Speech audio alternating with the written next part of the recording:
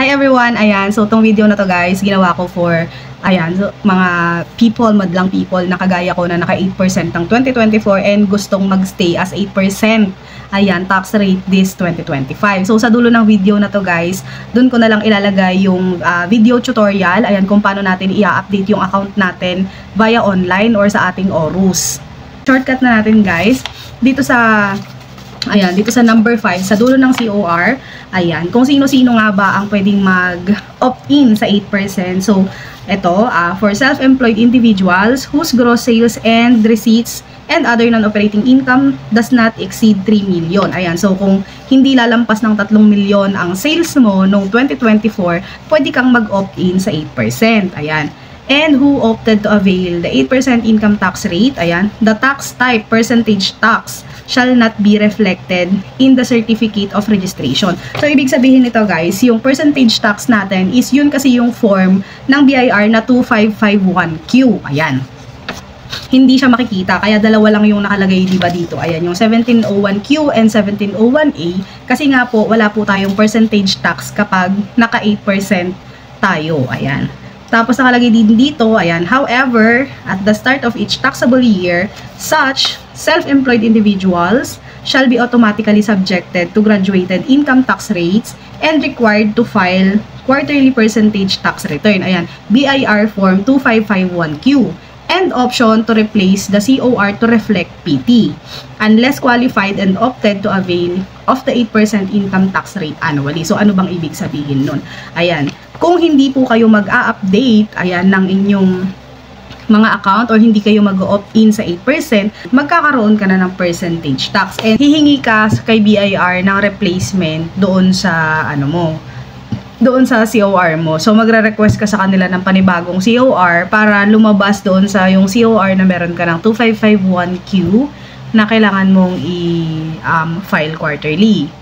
So, yun nga guys, kung hindi naman lalampas ng 3 million yung sales mo and gusto mong mag-stay as 8% tax rate, ayan, so pwedeng-pwede natin siyang gawin.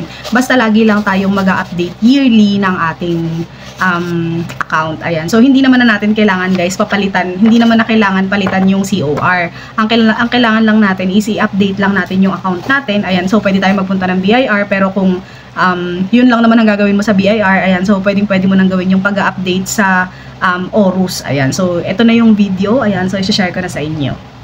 So dito guys, naka-login na ako sa aking ORUS account and then i-click natin dito yung update information.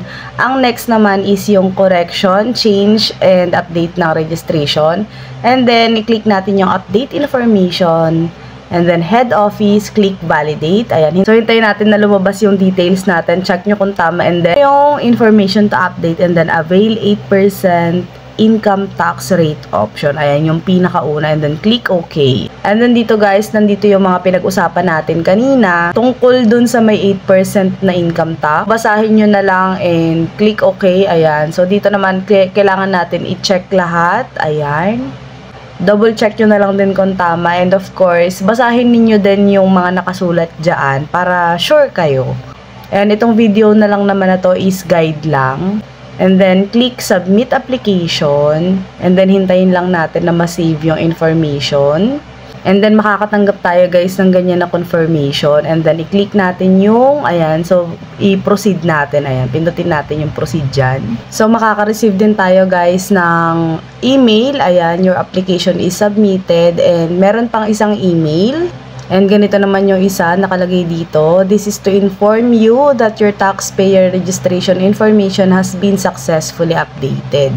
So, bukod dito sa email guys, pwede rin nating i-check yung profile natin sa ORUS. So, dito guys, i-click lang natin yung ating profile. And then, i-check po natin dun sa may transaction history. Ayan, dyan po natin makikita yung recent transaction natin. And pati yung past transactions, dyan nyo din po makikita. And then, i-click natin yung I icon. And then, hintayin na lang natin na mag-generate yung preview ng ating application.